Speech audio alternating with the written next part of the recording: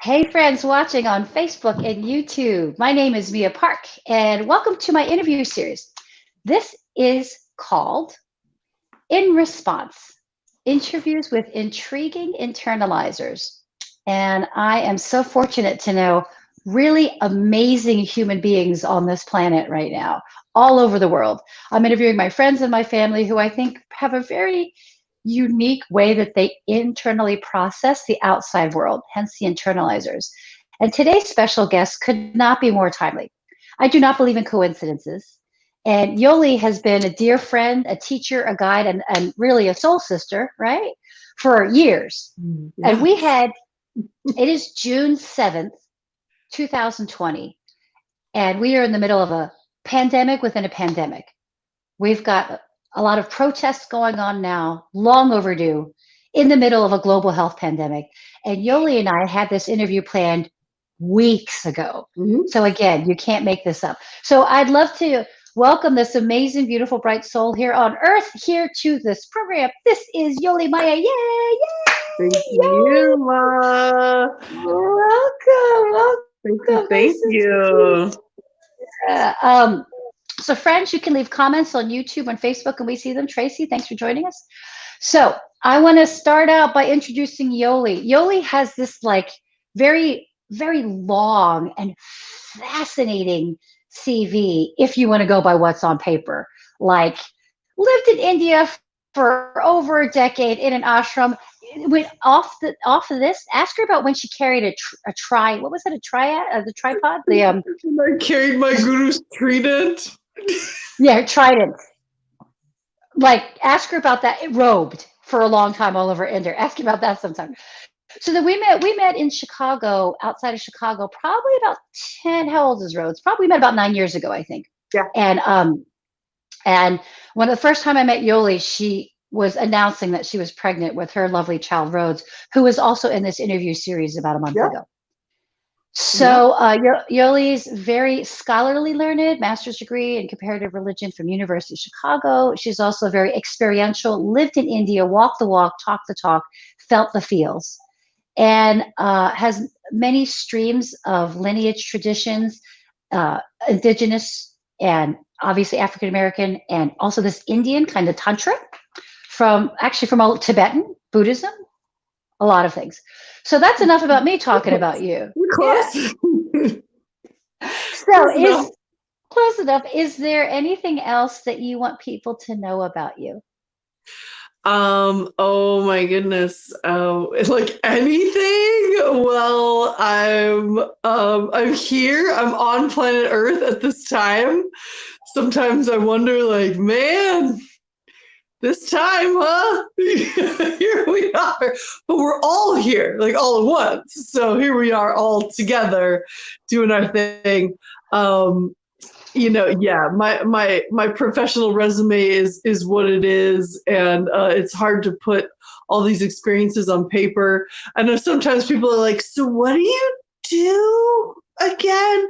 And I'll explain it, and they're like, it just sounds like you do a lot of different things. And I disagree. I see how all the things that I do and represent on in the world are interconnected, and one thing actually feeds the next thing. And so, yes, I work as an educator and a curriculum designer. I'm raised to be a healer and a spiritual guide. In an indigenous tradition, in a clan whose purpose in the community were the healers and the spiritual teachers, right? And the Seneca Wolf clan, and I enjoy play and spontaneity and art, and I believe some of the best ways that we can communicate are through art and edutainment and performance. And I write, I draw, I like to do crafty things that are definitely an important part of my processing. Right now I'm doing a lot of rooftop gardening. So we just recently moved, I have a deck. And I'm hearing this call for food production, that we need to check ourselves. But I also think that part of that is like we literally need to be touching earth and touching dirt. And it's okay if your earth and your dirt are in the form of pots. Yeah, you got it. I hear you. It's the vessel isn't as important as we know, right? The vessel is just a vessel. It's actually your apartment gardens that I was like, look, if Mia can grow all that food in her little 4 boxes, then like, okay. And so what I've been doing the last few nights, I mean, I'm hurting a little today. I've been grieving really hard and but grieving and creating at the same time, which is this really kind of funny dichotomy. At times where I'll be like abundantly creating and crying, like weeping, and just knowing that I have to feel these feels and then I have to give them their place within my sacred mandala to express themselves. And so, I mean, that was my morning yesterday of like creating and then making sure all the administrative work was ready for this large group of people that were going to join me for this women's tantra for women's course. And I'm like weeping, for hours, just like, but I'm okay. Like I'm good, kind of thing. And it's so much all at once. And so I spent my evening yesterday I call them my friends. And so my friends are tomato, squash, beans, cucumbers, and okra.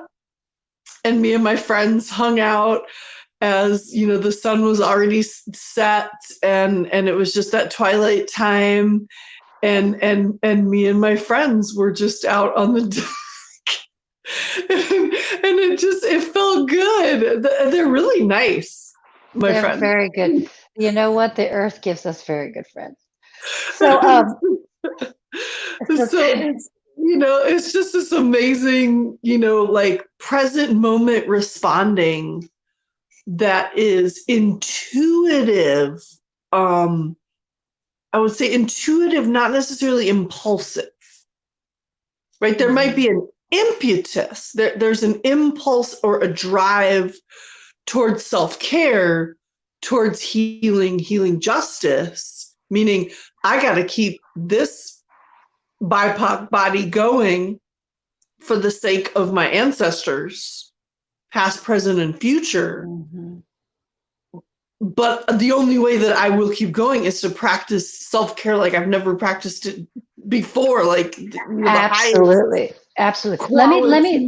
Let me get a bird's eye view first to put this in context. Yeah. So in this series, I like to ask first if you can describe what's going on in your outside world, and that could be very locally or it could be globally, whatever outside of you is set the stage for us.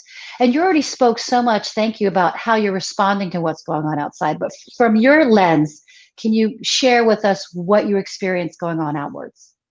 Oh my gosh. I mean, I feel tied in right now to like all the different levels. I'm feeling this protest vibe. I'm feeling protest as dismantling, protest as destruction, and protest as collective grieving. Yes. And what like chokes me up and brings me like into these tears of joy and praise and grief is thinking about how it's our youth leading right now, because this is their future. This is about their future. This is about their world. And I'm a mother and like I'm going there right now, and just like, I just love what the youth are doing right now. And, so I want to make sure I'm supporting the longevity and the well-being of these movements that those who are out there sacrificing their bodies, that I'm able to contribute my expertise as a healer, teacher, curriculum designer, minister of sorts, priestess, that I'm out there every day contributing those gifts. I'm tuned into my community I am very, very, very frustrated with the community that I live in right now. I am surrounded by, now I just moved, so my block that I'm on is beautifully diverse, which I'm so thankful for because that's a lifeline. But the community I live in, Evanston, Illinois, is dominated by liberal, progressive white people Oh my and God. Sorry. just dangerous white women. And White woke people. Can I just say that? White woke people. but Okay. wannabe woke, and that's like that comes up actually in our native language a lot, where the wannabe people take the center, and then the wannabe people come into leadership positions and they cause so much harm. And I already lived in a world where I experienced microaggression and harm daily, but since COVID, it's been even more. And I'll just cool and calm call it out from time to time, like in the socials of just, I call it white righteousness, and just like, white spray. And it's increased. And now, since we've arrived at protests and the boiling point, the breaking point, this cork done popped out of the bottle and it's not going back in. No. And now that we're there, that white righteousness has increased even more. And so I feel like it's not safe for me to leave the shelter of my home most days, but I do if that's what I'm called to do. And so the dichotomy of the pandemic and now the protests, and I believe that's really where we are on June 7th, 2020. As a person of color, it is mind-boggling. It is like my head feels like it's vibrating and rattling, and I have a headache and I have heaviness, and I'm in today I'm in a trauma response where I'm in a brain fog. I don't have good memory recall. I was trying to type to tell people to come join us on this interview, and I was mixing up words in sentence order and like really could not spell. And then I said, "Oh, girl." Right. It's nice that you have that self-reflection on that. Talk about the pandemic. I feel you on that. Being an Asian person, my whole thing. I called in to talk to the mayor on the radio, National Public Radio, hiding my identity for fear of going out to my store to buy food. I feel you on that. We can talk about, if we go very outward, we can talk about the divisiveness of the government right now and how they're targeting people specifically. I would just want to put a commentary on there. So this is your interview, and Yoli has been an advocate in the forefront of trying to diversify our yoga teaching population in Chicago and in the world. And I got to tell you, most of the yoga studios in Chicago, like in America, have been white owned. Fine, great. We need everybody to participate. But I have rarely seen white studio owners in Chicago deliberately making an effort to hire a diverse body of yoga teachers. I almost started an Asian Yoga Teachers Alliance 10 years ago, and I'd already been teaching for years. But you know what? The four of us Asian teachers in Chicago couldn't get our schedule together to meet because we were busy hustling, trying to get out there and do our thing. So Yoli has been on the forefront of trying to push for diversification in white-owned yoga studios. And I'm telling you, I am so angry at the white-owned yoga studios in Chicago. I do not teach public classes anymore regularly. This is one of the reasons why, okay? And so you've been on the front of this, Yoli.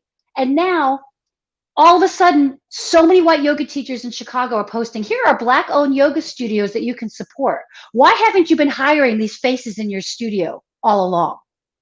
Why haven't you been pushing for this all along? And that is a microcosmic statement to what's happening to the world at large, especially here in America. We can talk about Chicago personally, right? Why haven't these voices been heard all along when people like you have been out there pushing for this the entire time?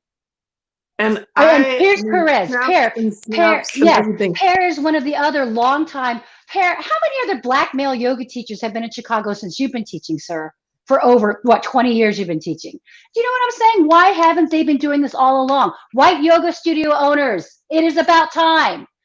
Okay, go ahead, Yoli. Yes, girl. Fire. Fire. I don't teach in studio. I'll do a workshop, and I love everybody. I'll do a workshop one, and I just can't support it anymore. Well, I have been out for years. There's Anyway, only go ahead. one studio, one yoga. Actually, both of the spaces where I'm welcome to teach are actually healing spaces. They are evolved past the yoga studio model. Now, I believe the yoga studio model is outdated and will go away now, thankfully, with time. It was never a sustainable business model anyway, and like good luck in your COVID moving forward. But the Haji Healing Salon and the Inner Sense Healing Arts, those are actually the only two spaces that I have been welcomed into since I put the billion-dollar global yoga industry on notice last year. You can visit my website, yogawithyoli.com, and you can see my tab that says Essays and Manifestos, and you can read exactly how I feel about it. And it was like, I put myself out there, and all my allies and friends of color, they were like, Yoli, you know what you're doing right now, right? Like you know what's going to happen. And I was just like, I know what's going to happen, and I'm going to stand in my truth. And I made a post just 2 days ago. And you can read that on Facebook and part of it on Instagram about calling in these wannabe allies, yoga studios, especially that are hijacking the Black Lives Matters movement right now to forward their own agendas, when what they need to be doing is dismantling structural racism and abuse in their own settings and businesses. And the ways that they propagate that is through accessibility, is through the way they train people in a colonized curriculum, is through their work study programs and the way that they perpetuate systems of slavery and indentured servitude. It's how they continue to advantage white bodies and white female prepubescent bodies in their imaging and their representation. And then have the audacity you and I have to steward others. So yes. We could keep going on this. Social media has been the proof of that. When I teach a workshop the same week as a popular blonde white yoga person, and the studio takes the same cut of percentage from my workshop as hers, I get mentioned once 2 weeks before. She is mentioned every other day for 2 weeks until her workshop. Why? And I call people on it, nothing happens. I demand meetings, nothing. This is just one at one studio. We both could go on and on, but let me bring this back to you. Yeah, like we want to bring it back to our thread, but this is real talk right now. But why is this important? I want to leave just the real critical thing of why this is important, because of healing and transformational justice. First and foremost, these are I gotta get some, you, me, and all the other BBI POC friends in the universe listening to this right now. These are our teachings. These are our indigenous teachings. And y'all have claimed them, whitewashed them, remodeled them, and spat them back out, and then tell us that our teachings are wrong and your teachings are right. Hashtag decolonize yoga. Now, the other end is we need these healing justice tools for the longevity of the dismantling, remodeling, and repurposing movement, revolution that has already been happening. Now we're just at the gross physicalized stage. Like I said, the cork has come out of the bottle, and the cork will never go back in the bottle. Try putting a champagne cork back in a bottle. It doesn't go. Okay. And you know what? People like you and me and people commenting, we have been shaking that champagne bottle for a long time. Now, let me again bring this outwards, and I want to bring it inwards again. So they don't want to know what's in the bottle. It's party time, It's party time. This is what Yoli and I. Okay, so let's So we're talking now because you and I are so familiar with our microcosmic Chicago, very, very white yoga scene, right? So of course this is a microcosmic and macrocosmic model that we talk about. Why? Because we're tantras and this is how we see things. So Yes. let's see this in the larger world. Can you speak outwardly? Can you speak more about what you see with the racial protests, even with the health pandemic? Do you see a tie between the two? And can you possibly talk about that philosophically or spiritually? Okay, philosophical. You want the philosophical. Okay. I gotta call that in because it's so easy to talk about this in terms of policy, institutionalized systems of racism and oppression. But I think there is a lot of that. So yeah, let's try to call this in. What is happening in the spiritual? Okay, I had a vision a little bit ago. And I'm going to share this vision with you all, and this is something personal. So I'm being risky here. Okay. I had a vision of Black and brown women, and I mean that women with an X. This was also beyond binary structure, but we were a circle of Black and brown women, and we were reaching down and pulling up white women, and white women were reaching up, right?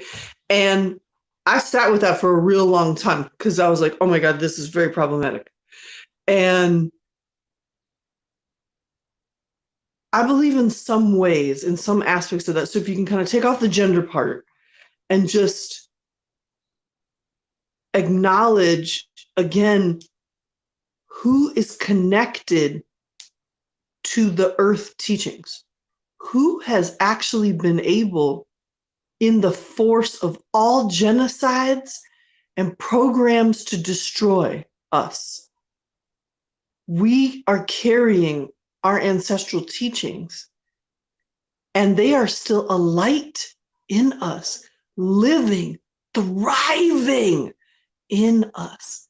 What is the white man's problem and the white woman's problem? They disconnected themselves from their ancestral knowing. And then when they realized, oh shit, and this is like historically speaking, back, then they came and they searched us out and took our teachings and then genocided us along the way so that they could have our wisdom and our knowledge. And so what is happening right now is our lived infinite compassion that we will take back what is ours, and we will still share because it is in our DNA to offer the peace offering, to offer our abundance. It is not from our BIPOC imagination a economic system of scarcity. That is the white man's imagination, that we live in a world that does not provide us with abundance. Find me an indigenous peoples in the world that lives with a sense of scarcity, past, present, or future. That's not our way of conceptualizing our existence. We live in abundance. We live in interconnection. We live in interdependently independence. We understand the value of an individual's medicine, their gifts, their superpowers, what they have to offer. And we know that we come together and we form into community superheroes. So I don't want you to feel like dissuaded by that vision that I had. This was the way that I interpreted it, that like we're taking back our teachings, our ways of life, our centering, and we need healing in order to do that. We need spaces of restoration and replenishment. We need those Gatorade stations along the way on this marathon. And we need the majority of wannabe allies to just get out of the way. You are cumbersome. You are an obstacle, and you are obsolete.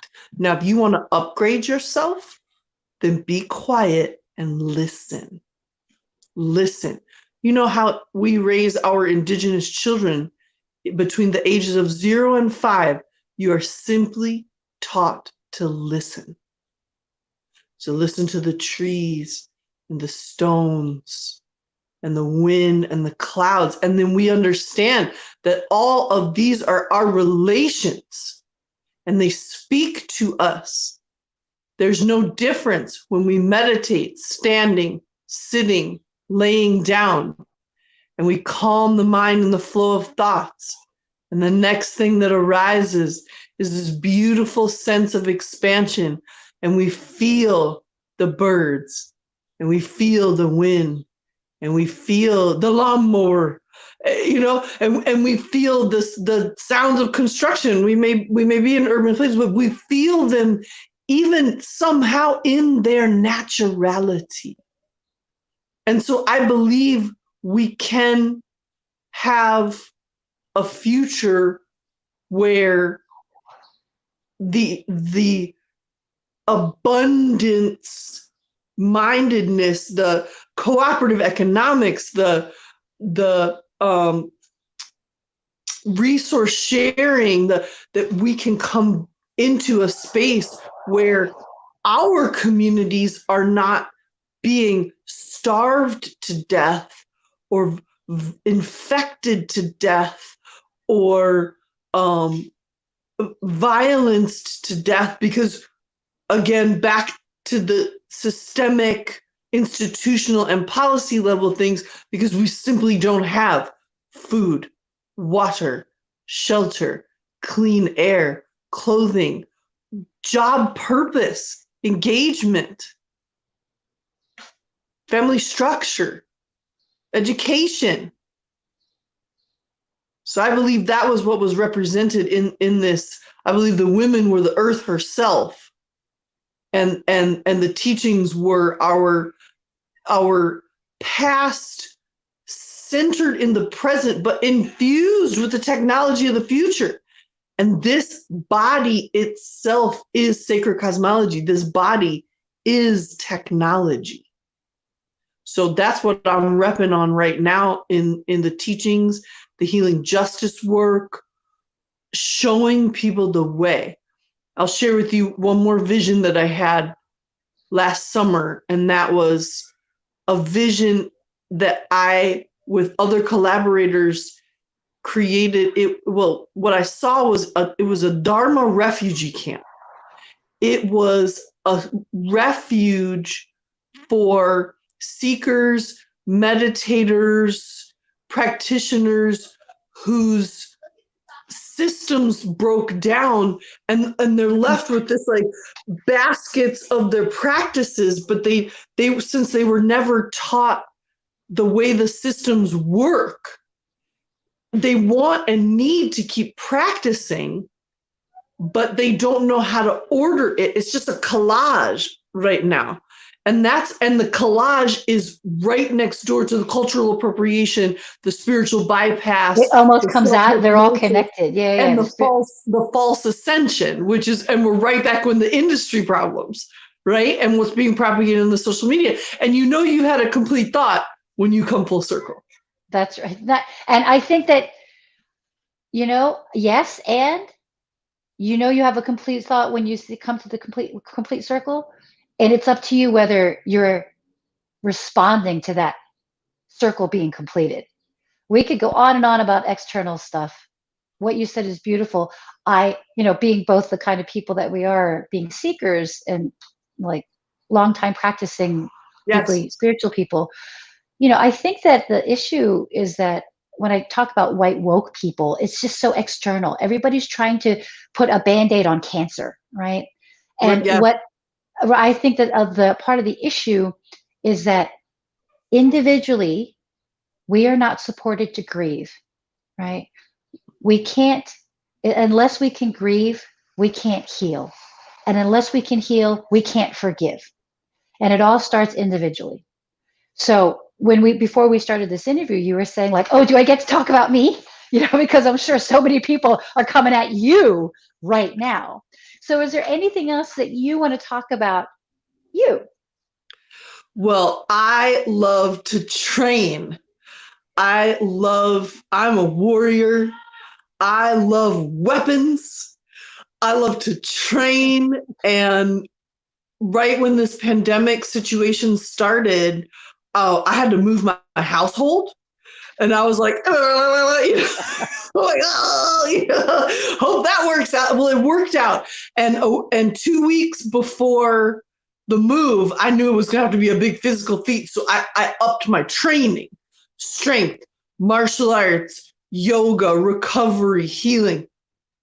And then we got into pandemic zone and I just kept training and we moved. And then I just kept training. And I found myself in this 10-week, like every day was just like doing HIIT and then recovery and yoga, and like recovery meaning like foam rollers and self-massage and yoga. And I'm doing my karate live stream, big up Fonseca Martial Arts, and was just like went into warrior mode and it felt amazing. And then finally, the universe was like, all right, Yoli, we're calling you back in. Time to get in front of the people, start interfacing, start teaching.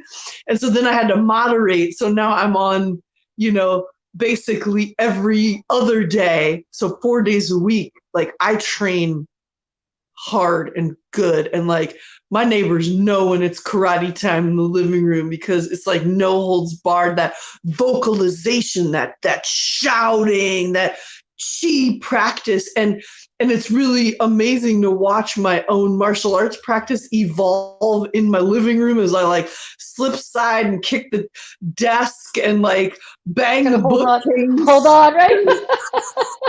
Hold on, you're always practicing. Yoga mats under the Tibetan rug, trying to like make a dojo floor, kind of thing. And it feels good. And so like I'm a tantrika, I'm a yogini, and I want to encourage everyone. It's the practice. It's the practice. Everybody in the West wants to talk everything to death. And that includes this anti-racism work and anti-oppression work. Like, let's get into action. Healing justice is action. Restorative justice is action. And what I believe the culmination of that is transformative justice. Guess what? Yoga, martial arts, these are transformative arts. And of course, from healer's perspective, this will build your immune system power, open up your breath, equip you to have the best flow of chi prana in the body, but it's also your interface with the chi prana that surrounds us. This is some Jedi business, y'all. Mm-hmm. Train. I hear you. Training, practice. And rest. Yeah, I appreciate that a lot about what you're saying, that you are making the exertion, but like you said in the beginning of this interview, the self-care has been more important now than ever for you. Thank you, because you're one of our amplifiers, right? You are a spark of fire, but you're amplifying that. So we need people like you to take care of yourself, because you do, you shake your bookshelves and then you lay down and so they can all rest, and you too. Well, we're at about time. We went over a lot, which was good, and we needed this. So thank you there's a lot of comments. Thank you for comments, Tracy, Kareed, Andrew, Sojourner, and of course, Pear. And everybody, like we said, train and take care of yourself. And Yoli's information, if you're on Facebook, her info's up there. If you're on YouTube, her info's down there. Do look her up, be in touch with her. And keep tuning in. I'm going to keep speaking to really cool people with amazing internalizing processes that have a lot to share with us externally. So thanks, everybody. You guys. Thank you. Thank you, Mia. Love you. Love you.